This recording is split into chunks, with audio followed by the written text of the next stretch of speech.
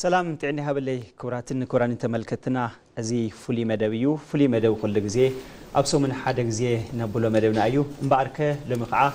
أب حجراوي مخكر كوميشن زملكت مس تولدكي كل التجراي إن جوروس عن حيت كلون أيو إذا تولدتي كل التجراون ممهر تكلي أريان كم أون تكاش شيء بحالو بتلي حجراوي مخكر كوميشن عمل لا حجرنا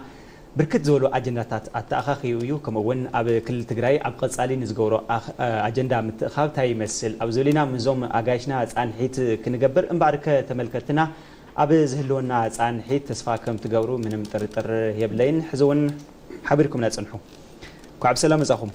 كعب سلام زاخم صبق ممر بو مستخجمر كم زفلت هاجراوي مخكر كوميشن إثيوبيا كابزت عايش لعلي 3 عامات خوينو ولو زي هاجراوي مخكر كوميشن ون ببايتو كل تهزبي ست عايش مخانو زفلت يو كم ون أب هاجرنا زلوا نبركز ولو زمانات زين الرداد اللوم إثيوبيا وز حزب بس حتى لزلا درجان ختصحون وزحت مثلا خلات حالفة أو بس حزلنا سلزي إثيوبياويان كم إثيوبياويان حدا خوينا كنقصل كم ون ترنع وقعة ترير هاجر منجستي أم هنا تسوون وعلو بسحيت كواسات وهايلو تسبيز جبرنا زي هاجراوي مخكر كوميشن كابست عايشة اللي جميلو أملا زي هاجر بزف بهالبركي بركز ولو أجندات نايمت خاب أكايديو زي خبر كله بدرجة زلوا أكلات مس إليتات مس بوليتيكا بارتات مس مناعسي مس محبرسب مس حزبي مس عبيت عدي مس أبوتات هايمانات كم ون مس دك أنستين أكلا قدات زلوا سجمات أجندات أتأخخوينا كمون محبرسب كوكلن يزول أكلون نخمرزون بنس النت مدرخ تفتيرلو مريزو تساتفيو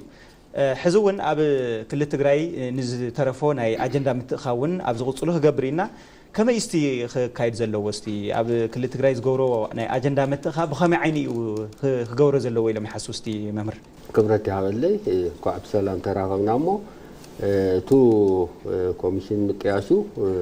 ادلايو حدا خلت سلسته يولي ايلين تعمل لا يقداسيو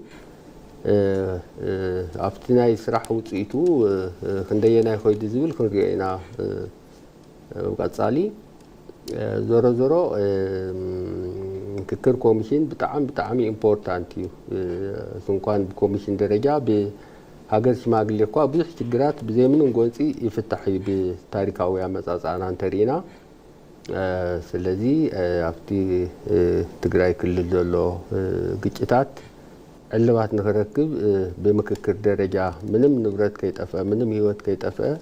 نكفتح مغوار بتعامي قدس حسابي صبوق حساب صبوق جماريو ازي دمو كافتم حبرسب زركب سو بملو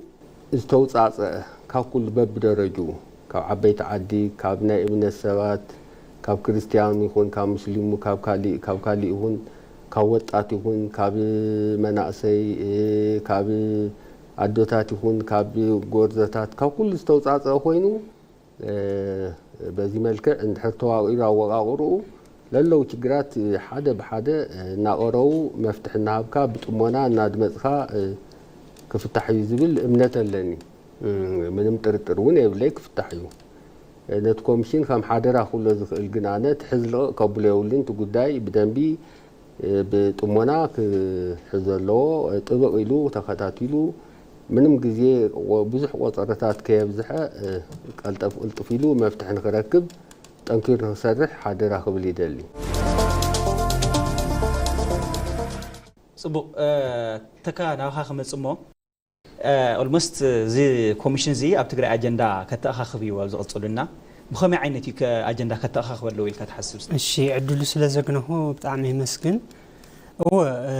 كمتي ممرتخله زبلو زي ناي مككر كوميشن غدا بطعم عبينا كون زغبو كم دما تقاقيمو ابسرح زلو ايو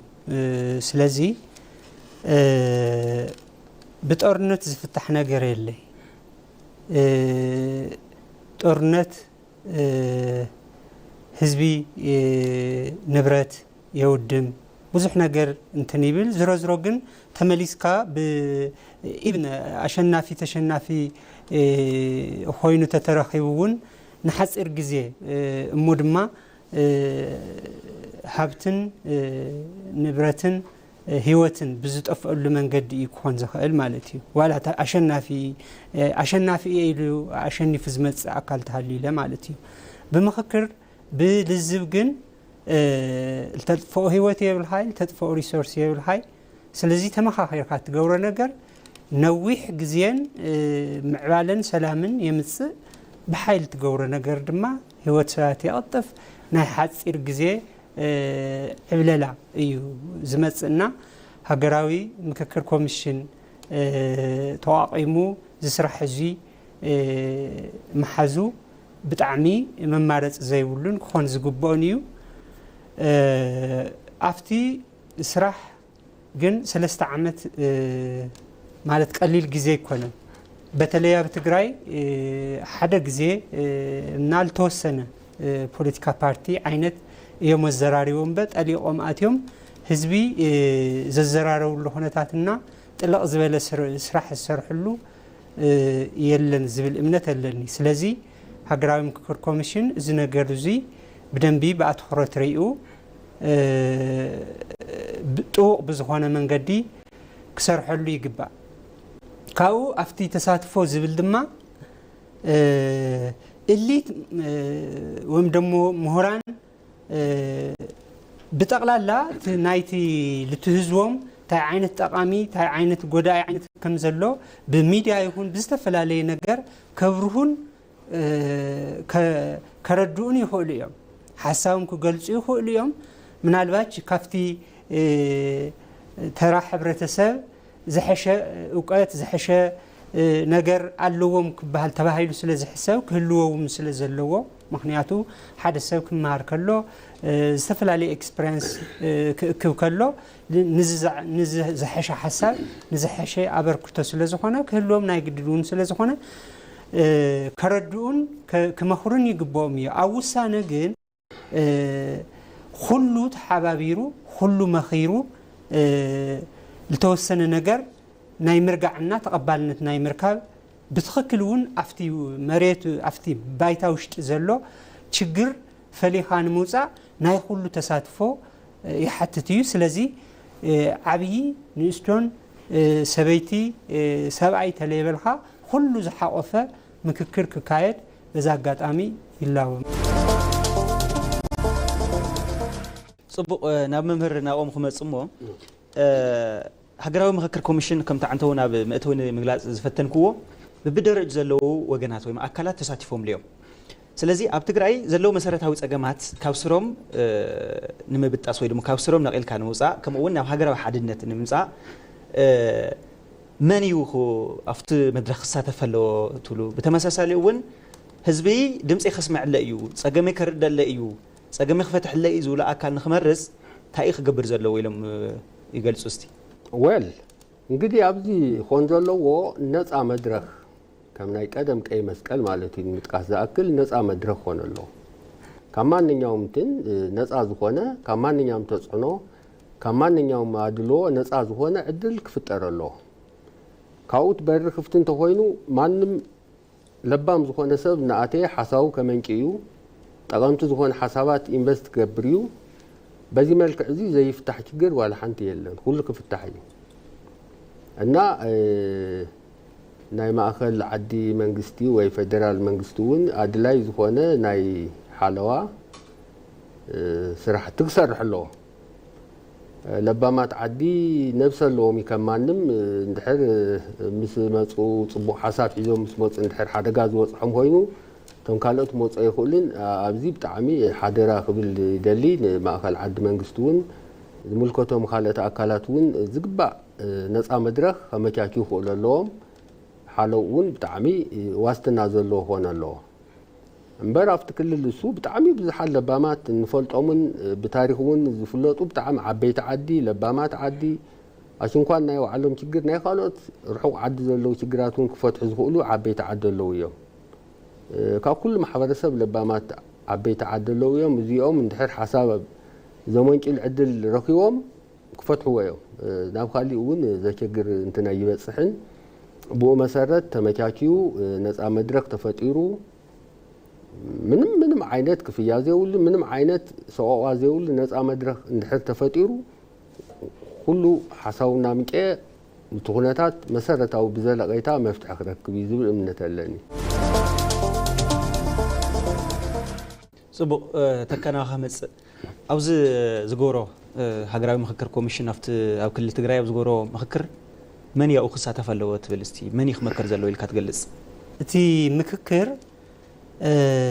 ሓቋፊ ሁሉ ነገር ሁሉ ናይ ዕድመ ናይ ጾታ ዘማልአ ዘካተተ ክኾን ይግባእ እዩ ምክንያቱ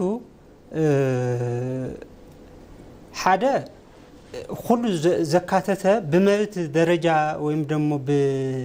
በመብት ደረጃ ጥራሕ ዘይኮነሲ ሓደ ዓይነት አራያ ንምዕባል እውን እዩ እርግጠኛ እየ ትግራይ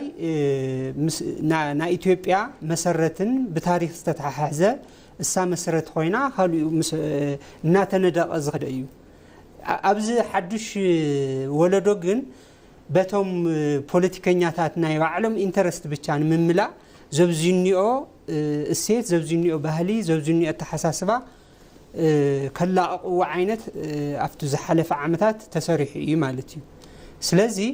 ዘብዝኒኦ ነገር ክሕከም ዘብዝኒኦ ነገር ክድሕን ኣለዎ ንዙይ ድማ ብትኽክል ናይቲ ሃገር ታሪክ ብሓቃውነቱ ተቐሚጡ ትሰብ ወይም ደግሞ ተወጣት ካፍቲ ዝነበሮ ዝተዛበዐ ኣመለኻኽታ ተመሊሱ ናይዚ ሃገር በዓል ዋናን ምዃኑን ብኢኮኖሚ ብባህሊ ብሃይማኖት ብኩሉ ነገር ከም ትግራይ ኣብ ኢትዮጵያ ዘሐሸን መሰረታዊ ነገር ዝርብሐሉ እምበር ኢትዮጵያ खाली ባህሊ ሃሊዋ खाली ተፈለየ ነገር ነይሩ ቢልዋ ምስ ትግራይ ባህሊ ክኸይድ ዘይኽእል ዘሎ ምስልኻ ዝረአን ዝዝረብን ነገር ብትኽክል ዝተሰሓሐተን ክጠቅምውን ዘይኽእል ምናልባት እቲ በቲ ፕሮፓጋንዳ ተጓዒዝኻ ሕሶት ወይም ደግሞ ዘይኾነ ትርክት ምዃኑ ብቻ ዘይኮነስ እዚ ትርክት እዚ ሒዝካ ድማ ናብ ገደል ምእታው እምበር ናብ ዝሐሸ ነገር ዝእተው ነገር ከም ዘይብሉና ከም ደቂ ሰባት ድማ ንዝሐሸ ነገር ንዚ በረኸ ነገር እምበር ንቁልቁል ዝመርሕ ነገር ክንኸይድ ከም ዘይብላን ኣስተውዒልናን ተረዲእናን እሞ ድማ ግዜ ሂብና መኺርና ላብ ዝሐሸ ነገር ክንኸይድን ናይ ባዕልና እቲ ምክክር ኮሚሽን ናይ ባዕልናን መፍትሒ ችግርናን ኮይኑ ከም ባዕል ዋልና ወሲድና ክንሰርሐሉን ይግባእ ዝብል እምነት ኣለኒ መምህር ናኦም ክምለስሞ ሃገራዊ ምክክር ኮሚሽን ኢትዮጵያ ኣብ ሃገር ዘሎ ብርክ ዝበሉ ፀገማን ምፍታሕ ብዙሕ ዕቐት ኸይዱ እዩ ማለት አጀንዳታት ተኣኻኺቡ እዩ ስለዚ ካብ ዝተፈላለዩ ሃገራት እውን ተሞክሮታት ወሲዱ እዩ ንኣብነት ኣፍሪካ እንተርኢና ከም በዓል ኬንያ ሩዋንዳ ደቡብ አፍሪካ ናይጄሪያ ላይቤሪያ ዝበሉ ኣፍሪካውያን እውን ኣብ ውሽጦም ዝነበረ ፀገም ብዚ ምክክር ዘይሓሊፎም እዮም ንሕና እውን ካብዚኦም ዝወሰድናዮ ተሞክሮ ኣሎ ኣብ ወፃኢ እውን ተጀሚሩ ዘሎ ሃገራዊ ምክክር ኮሚሽን እውን ውፅኢት ከምፅእ እዩ ብተመሳሳሊ እውን ናብ ኣውሮፓ እንተኸይና እውን ከምነ እንግሊዝ ጀርመን فرنسا زولاون بزي من قد زين حليفن كندا وين توسينا ناب سمين أمريكا توسينا وين كندا وين بزي مسمر زي حلفتها سلزي إثيوبيا وين بركز ولا عمتات زيارة نسأجمات علونا زوم نسأجمات زي وين بزي مخكر زي خفت حيته هايلو بمنجس درجة وين زي مخكر كوميشن وين ببايتو كلتون تتعيشوا المست صراحة جميرنا سلزي نحنا كوزن هاجرات زي تموكروسينا كم هاجرون بزهنت نتأناجر هاجر مستمقنا إثيوبياوين بزهنتهم حزوم حور بهراون حدنتهم زت أنا خرولو نكون زي مخكر زي نام خريز لنا سياوزي تأمل مخرستي بتلي تموكرو مزن هاجرات تموكرو أتحيزهم ويل انقدي تكوميشن مقامو بتعم تقامي للغة مجمريا كابزي أوصيلو تي ياوزل الحزب دمونه تكوميشن بتعمي بهانقو تاخذ صبوي خيل الله تكوميشن تدلای زخونه ሓሳባት ንኽረክብ ናብኡ ክግስግስ ወይ ከቕንዕ እቲ ህዝቢ ብጣዕሚ ብፅቡቅ ኣቀባብላ ተቐቢሉ እቶም ኣብ ውሽጡ ዘለው ችግራት ብምልኦም ብነቂስ ክዛረብ ከቕርብ ክኽእል ኣለዎ ነዚ ስራሕ እዚ ዘየስርሑ እንተልዮም ኣብኡ ምናልባት ካብቶም በርጊጎም ዝኸዱ ክህልዩ ይኽእሉ እዮም የለውነ ይበሃልን እሶም እኳ ነቲ ኮሚሽን ዘዘጋጀዮ ስራሕ ንምርባሽ ዝእቅዱ እንተኮይኖም ባዕሉ እቲ ህዝቢ ዋርድያ ኮይኑ ሕሊፉ ናይቲ ኮሚሽን መብት ከኽብር ኣለዎ እቲ ህዝቢ ስለዚ እቲ ኮሚሽን ናብኡ ከተለዎት ናይ ምክክር ኮሚሽን ማለት እየ ምስቲ ህዝቢ ማይን ፀባን ኮይኑ ተዋሂዱ ንክሰርሕ እቲ ዘሎ ችግር ሙሉእ በሙሉእ ሰልቡድ ንክኸውን እቲ ህዝቢ ዓብይ ሚና ኣለዎ እተን ካልኦት ሃገራት ዝኸደኦ ክያዶ ምናልባት እቲ ህዝቢ ዘይክፈልጦ ክእል ይኸውን ነገር ግን ብዙሓት ምሁራን ብዙሓት ዓበይቲ ዓዲ ብዙሓት ኤክስፒሪየንስ ዘለዎም ደቁን ኣሕዋትን ኣለና ኣለዉ ካብዚኦም ክዝረኦ ተሎ ብፅሞና እናሰምዐት ህዝቢ ክትጉረ ክእል ኣለዎ ናይቶም ካልኦት ሃገራት ተመክሮታት እዚ ተግባራዊ እንተገይሩ ኣብ ትግራይ ዘሎ ህዝቢ እርግፀኛ እየ ምንም ዓይነት በደል ምንም ዓይነት ተፅዕኖ ምንም ዓይነት ጭቆና ደጊሞ ኣይወፅሕን እቲ ዝሓለፈ ጭቆና ዝሓለፈ ግፍዒ ዝሓለፈ ህልቂት ያእኽሎ እዩ ነቲ ኮሚሽን ግን ጥንካሬ ንክህልዮ ኩነታት ከመቻቸሉ ክእል ኣለዎ ምክንያቱ ኮሚሽን ኣብዚ ኮይኑ ይኮነ ዝሰርሖም ቶም ስራሕቲ እዚኦም ናብኡ ከይዱ ምስቲ ህዝቢ ተኣኪቡ ተነጋጊሩ ይፈትሖም ዝኽእል ካብኡ መሪፁ ዘቕርቦም ሰባት ናፍቲ ኮሚሽን ዘቕርቦም ሰባት ደሞ እቲ ህዝቢ ብስርዓቱ ልቦንኦም ሪኡ ኣስተዋይነቶም ጥበቦም ብልሓቶም ብስለቶም ንቕሓቶም ሪኡ ይጠቕሙና እዮም ዝበሎም ከቕርብ ኣለዎ ምክንያቱ ነፃ መድረክ እንድሕር ኮይኑ እቶም ተመሪፆም ዝመፁ ሰባት ሙሉእ ሓሳብ ከመንጭዮም ሙሉእ ብምሉእ ኣብቲ መሬት ዘሎ ችግር እውን መፍትሒ ንክረክብ ሙሉእ ሓሳብ ሒዞም እዮም ዝመፁ ናቶም ኣብ ርሑቕ ዘለዎ ሃገራት ዝኸድዎ ክያዶ ተገቢ እዩ ምንም ዓይነት እንኳን ናይ ሰብ ህይወት ናይ ንብረት ውድመት እውን ከይበፅሐ ችግሮም ፈቲሖም እዮም ንፈልጥ ኣለና ፅቡቅ እዩ ኣብዚ ከምኡ ዓይነት ኣሰራርሓ ንከይስራሕ ግን ኮሚሽን ሓደራ ክብሎ ይደሊ እቲ ህዝቢ እውን ሓደራ ክብሎ ይደሊ በተለይ እቲ ህዝቢ ኩለንተናኣ ዘለዋ ችግራት ብስርዓቱ ከቕርብ ክኽእል እኒኦ ነቲ ኮሚሽን ናቲ ኮሚሽን ዓብዪ ተቋም እዩ ብምቁቋም ለዋዕለ ኣነ ብጣዕሚ ሕጉስ እየ ብባህላዊ ኣፀዋዕ ዓበይቲ ዓዲ ንብሎም ዝነበርና ቀደም ሎሚ ብፎርማሊ ወይም ብቢሮ ቋንቋ ኮሚሽን ተባሂሉ ተቋቂሙ ኣሎ ደስ ዝብል እዩ ስርሑ በርቲዑ ንኸይዱ ሓደራ ክብል ይደሊ እየ ኣብ መወዳእታ ተካውዚ በተለይ ኣብዚ ኮሚሽን ኣድሂብካ ንመላእቲ ህዝቢ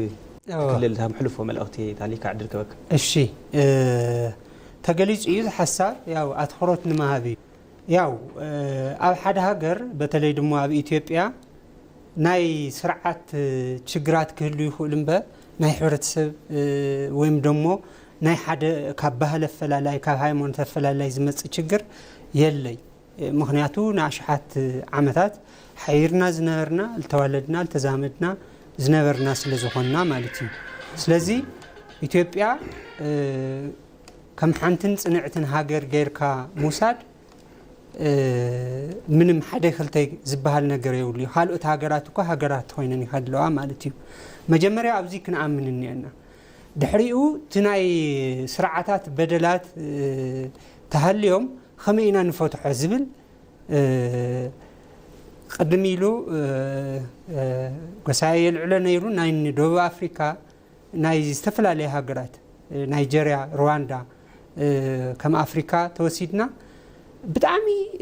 ከቢድ ስቃይን ከቢድ ጉድኣትን ዝበፅሖም ሃገራት እዮም ግን ኩሉ ግዜ ናይ ሓደ ሕብረተሰብ ክኾን ዝግብኦና ከም ሰባት እውን ክንሓስቦ ዝግባእ ኣብ ችግራት እናቆዘምካ ምንባር ዘይኮነስ ቶም ችግራት ከመይ ክፍትሑ እኒአዎም ዝብል ኢና ክንሕዝ ዝግብአና ማለት እዩ ስለዚ ደቡብ ኣፍሪካ ችግራት ተፈቲሓ ሩዋንዳ ችግራት ተፈቲሓ ምስ ዘን ሃገራት እዚአን ዝበፅሐ ችግር ዝነበረ ጉድኣትን ወይም ደሞ ግፍዕን ኣብ ኢትዮጵያ ዝተፈፀመን ተነጻጺርካ ሰማይና መሬት እዩ ስለዚ ኣብ ዝሓሸ ኩነታት ኢና ዘለና ማለት እዩ ስለዚ ችግራቱ ችግር ዘለዎ ንቐጻል እውን ከይድገም ብዝተወሰነ መልክዕ እውን ብግለሰባት ብገለ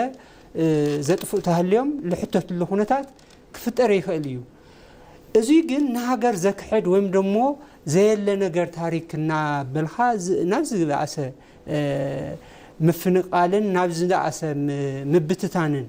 ክሕሰብ ዝግብኦ ኣይኮነን ስለዚ ኣብዚ ጠጠው ኢልና ክንሓስብ ኒአና قدم يلكم استغلص ادما حد سب ناي وعلو حلافነት ኣለዎ እዚ ነገር እዚ እዚ ሕብረት እዚ እዚ ምስምዕ ማዕዚ ክመጽእ ማለት እዩ ህዝብ ትግራይ ውን እጃሙ ኮፊ ከም ሕድ ዜጋ እጃሙ ወፊዩ ናፍቱ ዝደልዮ ነገር ሰባት ናብ ዝብልዎ ዘይኮነስ ባዕርሱ ዝጠቕሞ ትገባር ከም ገባር بسلام كنبر ዝኽእል ከመይ እዩ ለሐሲቡ እጃሙ ኮፍን حلفነት ወሲዱ ክንቀሳቀስን በዛ አጋጣሚ ይላቦ ማለት يغنيلي هاغاشنا نوزينا استديانا مصيخوم اب هاغراوي مخكر كوميشن اب كل تግራይ ዝገብሮ ናይ አጀንዳ ምትእኻብ ንዛውኩና حساب ከምስግን ይደልይ ከሮት ያብለ አሁን ነመስግን ያው حساب ክጠቀም ይልካ ጸዊዕኻ ምዝራብካ ጣዕሚ ነመስግን ከቅጽል ድማ ይግባ ተመልከትና اب هاغراوي كوميشن اب كل تግራይ ዝገብሮ ናይ አጀንዳ ምትእኻብ ምስ አጋሽና ዝነበረና ጻንዒት አውዚ ዛዚምና ለና اب ቀጻሊ بخالي هاغراوي كمون هاغراوي عالم لخاوي زعباتات كساب نراخب كشاب سعو سنة غنيات سنة نعخم سلام